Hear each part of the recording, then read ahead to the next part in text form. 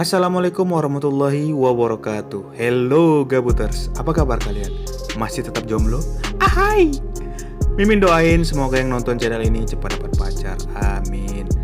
Hari ini Mimin mau merangkum dan mereview sebuah film rilisan tahun 2014 bergenre action thriller, remake dari serial TV dengan judul yang sama. Dan aktor utama di film ini adalah Denzel Washington, salah satu aktor favorit Mimin nih. Actingnya itu loh, diem-diem tapi sadis. Ya 11-12 lah sama Bruce Willis. Sama-sama botak juga kan, licin. Oke lah, langsung aja kita masuk ke film. Seduh kopi, nyalakan your cigarette, kenakan handsfree, selamat menonton. Dan ini dia The Equalizer. Film akan berfokus kepada seorang pria paruh baya bernama Robert McCall. Beliau hidup sendiri tanpa anak dan istri. Robert bekerja sebagai karyawan di sebuah toko peralatan tukang dan bangunan yang berada di Amerika. Dan kehidupan Robert pun tampak normal seperti pria-pria lainnya. Dan ini rekan kerja Robert bernama Ralphin. Kebetulan dia sedang dalam program diet untuk mengikuti tes seleksi sebagai satpam. Sebagai rekan yang baik, Robert pun menyarankan Ralphin untuk tidak mengkonsumsi makanan-makanan berkarbohidrat tinggi dan beralih ke makanan yang berserat.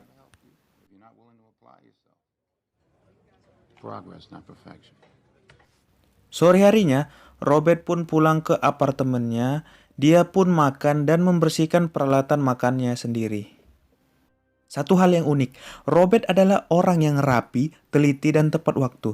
Terlihat dari cara dia melakukan sesuatu dengan menghitung semuanya dengan akurat menggunakan stopwatch pada jam tangannya. Dan pada malam harinya, Robert pun menyempatkan diri untuk membaca buku. Karena dia tidak bisa tidur, Robert pun memutuskan untuk pergi ke sebuah kafe langganannya. Dan satu hal unik lagi, dia selalu membawa teh celup dari rumah. Sesampainya di kafe, kita akan melihat pemandangan bagus di mana ada seorang gadis yang sedang duduk dengan posisi yang tidak simetris. Tapi itu bagus. Gadis itu bernama Terry. Nanti kita akan bahas soal dia. Robert pun langsung duduk di sudut kafe dan meletakkan buku, sendok, sapu tangan dengan posisi yang simetris. Dan di sini kita akan tahu sedikit demi sedikit tentang siapa Robert. Karena apa yang dilakukannya itu cukup teratur bagi seorang karyawan swalayan biasa.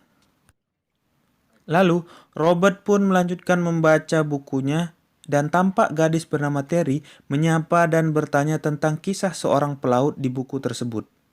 Bisa disimpulkan bahwa mereka sudah lama bertemu namun tidak saling kenal.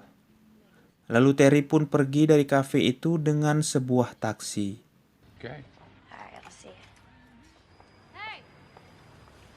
Hari-hari pun dilewati Robert sepanjang hari seperti biasanya. Dan Robert pun kembali ke kafe itu sambil membaca bukunya. Tak lama, datanglah Terry namun dengan raut wajah yang penuh dengan beban. Tak lama berselang, datanglah sebuah mobil mewah, lalu ponsel miliknya pun berdering. Panggilan itu dari seseorang bernama Slavi. Sedikit penjelasan, Terry adalah seorang wanita malam atau bahasa sopannya, lonte, dan Slavi adalah seorang germo atau agen penyalurnya. Lalu mobil mewah yang berhenti tersebut merupakan pelanggan Slavi yang sangat tergila-gila dengan kemolekan Terry. Namun karena beberapa alasan, Terry pun menolak melayani pelanggan tersebut dan meminta orang lain untuk menggantikannya. Slavi pun menolak dan berkata bahwa Terry memiliki hutang kepadanya. Alhasil, dengan terpaksa Terry pun melayani pelanggan tersebut. Robert yang paham dengan situasi Terry pun hanya terdiam memperhatikannya. Keesokan harinya, Robert menemani Ralphin latihan untuk menurunkan berat badannya agar lolos seleksi menjadi satpam. Hey, don't doubt yourself, son. Doubt kills. Get up. Come on, get up. Get up. On your mark. Singkat cerita, seperti biasa Robert pun datang ke kafe tersebut dan sudah ada Terry di sana. Tak diduga, Terry menghampiri Robert untuk menemaninya curhat. Tampak wajah Terry lebam dan ternyata pelanggan semalam bermain dengan sangat hardcore hingga melakukan kekerasan kepadanya. Terry pun curhat bahwa dia terpaksa melakukan profesi tersebut. Padahal, cita-cita sebenarnya adalah ingin menjadi seorang penyanyi. Terry pun memberikan sebuah kepingan CD rekaman nyanyian Terry kepada Robert. Semenjak saat itu, mereka mulai akrab dan memutuskan untuk pulang bersama dengan berjalan kaki sambil mencari angin malam. Saat akan pamitan, tak diduga sebuah mobil sedan hitam berhenti tepat di depan mereka, dan muncullah seorang pria yang ternyata itu adalah Slavi. Terry pun ditampar dan dicekik karena mengecewakan pelanggan semalam. Robert yang memperhatikannya pun hanya bisa terdiam. Slavi memberikan sebuah kartu nama kepada Robert, barangkali Robert membutuhkan seorang wanita pengecut. Semenjak saat itu, Robert pun mulai khawatir karena tidak pernah melihat Terry lagi di kafe. Lalu, si pelayan kafe berkata bahwa Terry berada di ruang ICU karena ada seseorang yang memukulinya. Robert pun langsung pergi ke sana, dan benar saja, Terry sudah terkapar tak berdaya dengan wajah babak blur. Rekan kerja Terry pun menjelaskan bahwa Terry sudah dipukuli habis-habisan oleh Slavi karena tidak mengikuti peraturan sebagai wanita pengecut. Hari-hari Robert pun tampak gelisah karena memikirkan kejadian itu, dan tampak Robert sedang memutuskan untuk melakukan sesuatu. Sampai di sini, kita yang menontonnya akan sangat bertanya-tanya, siapa sebenarnya Robert? Apakah yang akan dilakukannya? Dan saya berharap Anda tetap sabar karena ending film ini sungguh sangat membuat Anda terkejut. Di lain waktu, tampak Slavi sedang masuk ke markasnya yang berada di sebuah restoran mewah ala Rusia, dan sudah ada beberapa anak buahnya yang menunggunya untuk menyetor sejumlah uang. Tak lama, masuklah seseorang ke ruangan mereka dan orang itu adalah Robert. Sontak Slavi dan anak buahnya kaget serta menyindir Robert. Tak diduga, Robert menyodorkan sejumlah uang untuk membebaskan Terry dan tidak lagi bekerja kepada Slavi. Namun niatnya ditolak mentah-mentah oleh Slavi dan mengatakan bahwa dia bisa menghasilkan lebih banyak uang jika Terry kembali bekerja. Slavi pun mengusirnya dan mengatakan Robert adalah om-om yang sange dan melakukan colek saja di rumah. Sontak semua anak buah Slavi pun tertawa. Robert yang bisa mendengarnya pun hanya diam dan mengambil uangnya kemudian berjalan ke pintu. Saat Robert tepat berada di depan pintu, dia pun menghentak-hentakkan pintu itu 3 kali lalu menguncinya. Kemudian dia pun berdiri menghadap ke semua orang. Dan suasana film ini akan berubah dengan cepat di mana ternyata Robert mampu mengobservasi semua kemungkinan yang ada di ruangan itu. Mulai dari pisau, pistol, penutup botol, dan lain-lain. Dan jika kalian pernah menonton film Sherlock Holmes yang diperankan oleh Robert Downey Jr., kalian akan ingat adegan ini yang mana dia mampu melakukan hipotesa setiap kemungkinan gerakan musuhnya di dalam pikirannya. Dan kemampuan itu disebut dengan hipotesis prediksi. Saat semua hipotesis sudah mantap, Robert mengatakan 16 detik untuk melumpuhkan mereka semua. Semua anak buah Slavi dibantai habis dengan sadis oleh Robert tanpa terlihat emosi dari wajahnya. Saat selesai, dia mengecek stopwatch-nya dan ternyata dia melampaui beberapa detik dari perkiraannya. Kemudian, Robert duduk dengan santuйnya tepat di samping Slavi yang sedang sekarat dan meminta maaf kepada dirinya sendiri atas perbuatannya.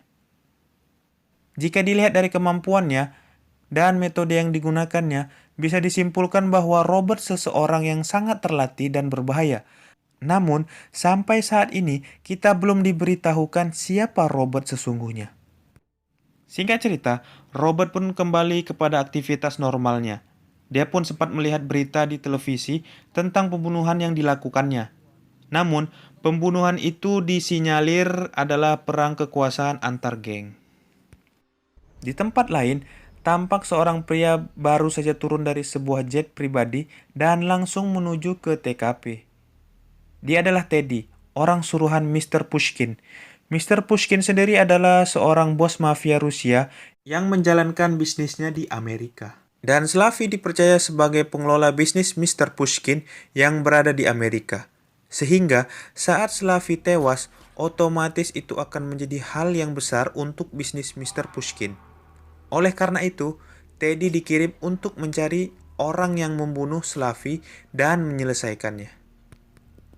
Sedikit info, Teddy sendiri adalah mantan veteran tentara elit Rusia, sehingga saat dia melihat TKP, dia bisa memastikan bahwa yang melakukan perbuatan itu bukanlah orang sembarangan.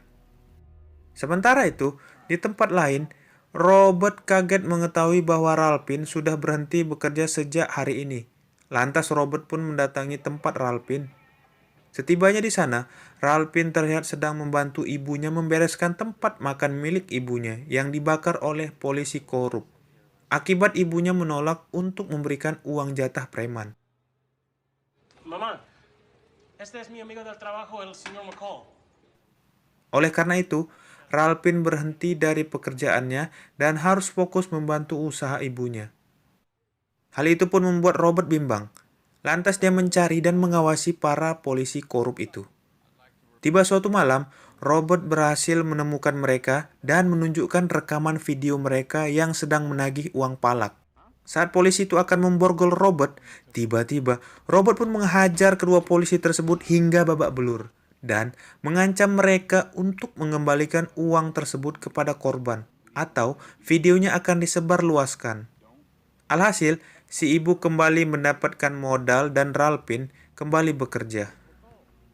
Di tempat lain, Teddy sedang menginterogasi seseorang yang ada hubungan dengan Slavi dan bisnis Mr. Pushkin. Dan Teddy adalah tipikal orang yang sangat fokus, ambisius, merasa tak terkalahkan dan mudah sekali melakukan kekerasan, sehingga hal itu membuat orang yang diinterogasinya babak belur.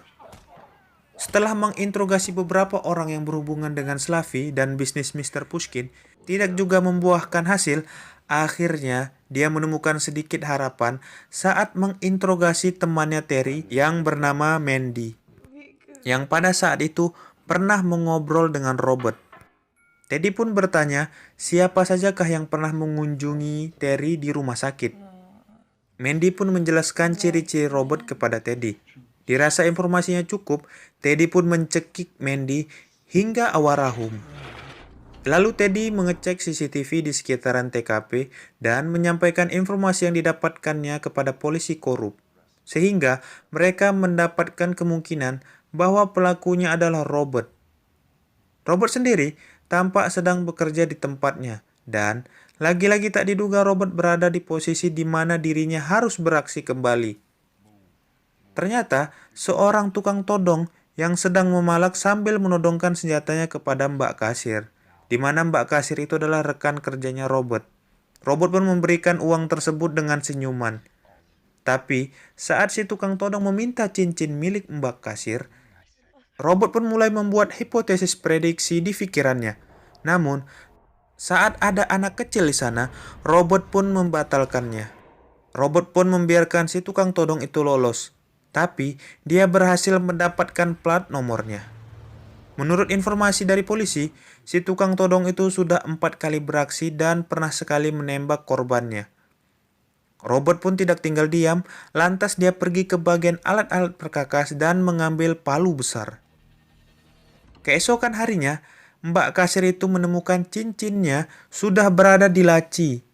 Di saat bersamaan, terlihat Robert sedang mengelap palu itu dan mengembalikan ke tempatnya. Itu berarti si tukang todong sudah berhasil dibenyek oleh Robert.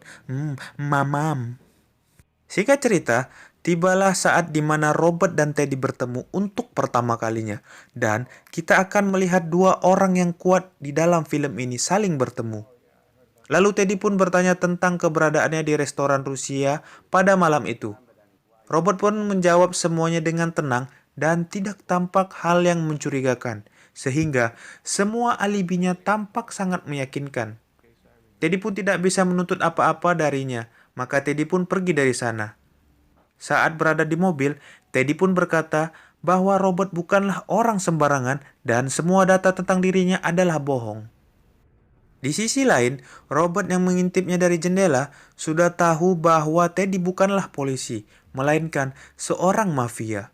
Sehingga Robert memutuskan untuk pergi dari apartemennya dan memanipulasi seolah-olah dia pergi ke luar negeri dengan cara membeli obat anti mabuk atau antimo sehingga seolah-olah dia benar-benar naik pesawat. Teddy yang semakin yakin pun memutuskan untuk menangkap Teddy hidup-hidup. Singkat cerita, saat Robert duduk di kafe langganannya, seperti biasa, tak lama masuklah pria kekar bertato menyamar sebagai petugas PLN. Robert yang memperhatikannya pun sudah tahu bahwa itu adalah anak buah Teddy. Dan Robert mengatakan bahwa tangannya sangat bersih untuk seorang tukang PLN.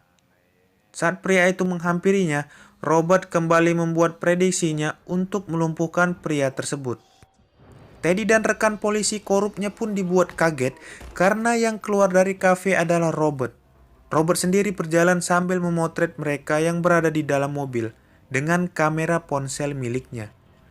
Saat mereka mencoba mengejarnya, Robert pun berhasil kabur dan itu membuat Teddy semakin berambisi untuk mengetahui siapa Robert sebenarnya, termasuk kita yang menontonnya.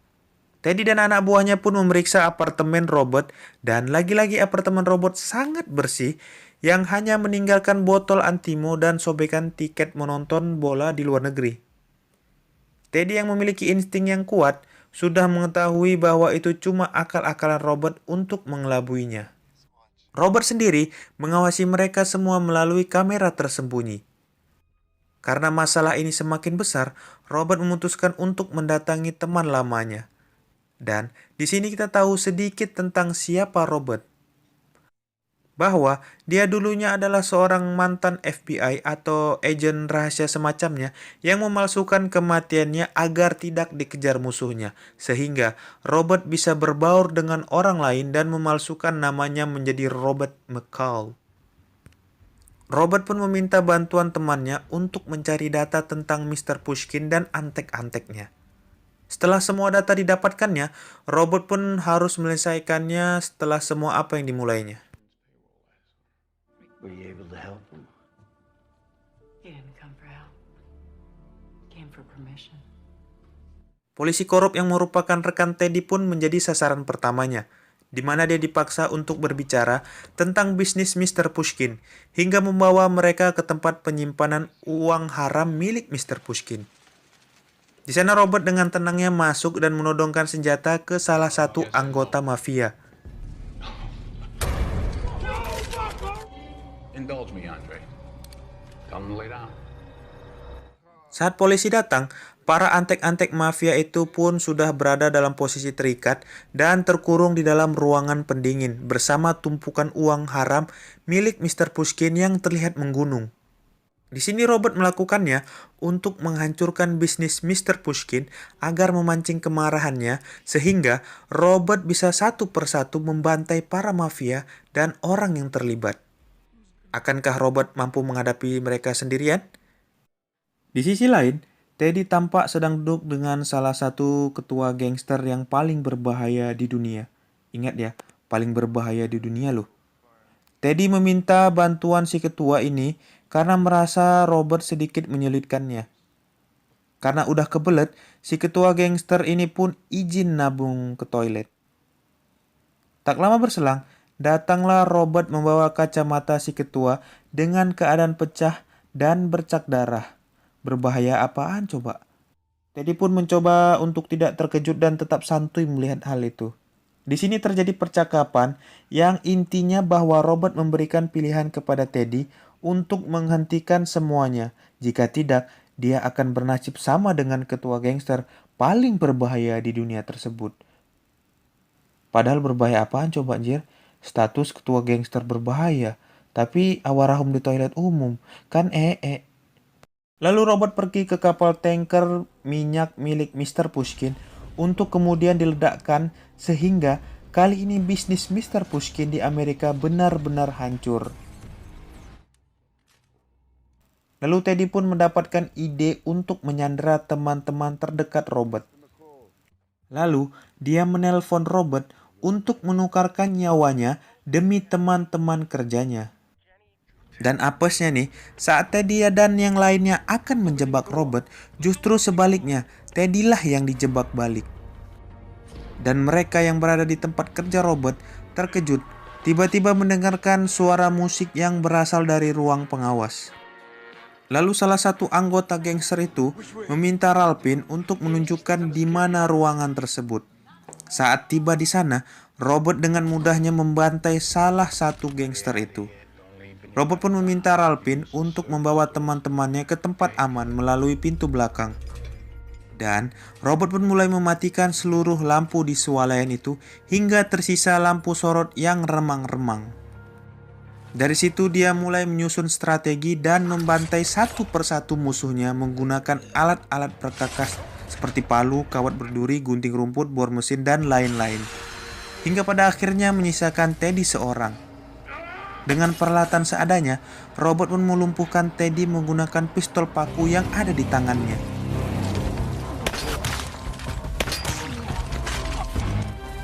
Teddy yang masih penasaran kepada Robert menanyakan. Tanpa banyak bacot, Robert pun menembak Teddy tepat di kerongkongannya. Dan ini dia, the real tukang men. 3 hari kemudian, tepatnya di Moskow, Rusia, tampak sebuah istana yang sangat mewah dan dijaga ketat oleh belasan penjaga bersenjata lengkap. Ternyata Robert tidak main-main soal menghabisi seluruh bisnis Mr. Pushkin dan datang sendirian ke hadapannya untuk memusnahkannya. Karena kedamaian akan tercipta jika orang-orang seperti dia tidak ada di muka bumi ini. Saat Robert berjalan keluar, kita akan melihat seluruh anak buah Mr. Pushkin sudah habis dibantainya sendirian. Singkat cerita, terlihat Terry yang sudah pulih menghampiri Robert. Karena Slavi sudah tewas, Terry pun tidak bekerja lagi sebagai wanita pengencrot dan memutuskan untuk menjadi penyanyi di sebuah tempat karaoke.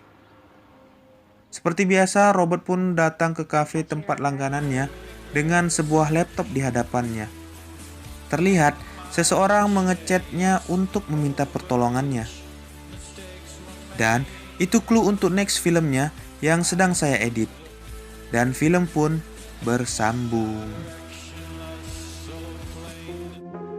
Film ini memiliki tema yang sama seperti film-film lainnya, di mana veteran atau pensiunan agen yang mengharuskannya beraksi kembali, namun memiliki cara pengeksekusian yang unik, di mana tokoh utamanya memiliki insting yang kuat, dan si Robert sendiri menjadi penyeimbang antara kebaikan dan keburukan, di mana yang berusaha menegakkan keadilan saat hukum mampu dibeli dengan uang. Dan untuk mengetahui lebih dalam seluk-beluk Robert McCall yang sebenarnya akan dibahas di film The Equalizer 2 rilisan tahun 2018. Apakah Anda penasaran? Tunggu ya sayang, sedang Mimin editkan. Mimin pamit undur diri. Wassalamualaikum warahmatullahi wabarakatuh. Astai gabut, makin sakti.